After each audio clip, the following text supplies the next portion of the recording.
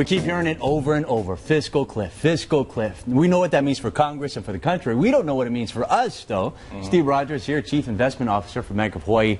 Kind of explain it a little bit more. Thanks, Steve. Yeah, Happy New Year. Okay, so for the average guy, for me and you and him and her out there. Yeah, it's confusing. There's a lot of moving parts to this whole fiscal cliff package. Some of it has been addressed now, but some of it has been deferred off until March. And so for the average person related to income taxes, most income taxes are going to remain the same as they were last year. So across the board, whatever you're paying in income taxes will basically be the same as last year. For the top tier, though, that rate went up.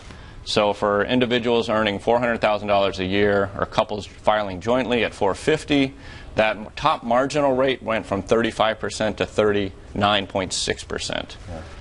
So the other thing that we keep talking about is the payroll tax, and that hurts. As much as everybody focuses on the $400,000 to $450,000, I mean, everybody got hit with it. Yeah, and so that's something that's across the board. Actually, everybody got hit with an increase in payroll taxes. Technically, there was a temporary reduction in payroll tax from 6.2% to 4.2%. That was allowed to expire. So basically, it goes back from 4.2% up to 6.2%. So about 2% per year. For the average person, it might mean about $800 or $1,000 per year in additional payroll taxes. Okay, what about taxes on investments? Yeah, so taxes on investments, again, like income taxes, for most people remain the same as last year. So 10 or 15% on both capital gains and dividends.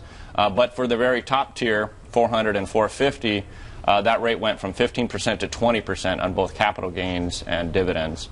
If nothing had been done, rates would have gone up across the board kind of for everyone. So I guess you kind of got to decide how you want to take that. Yeah.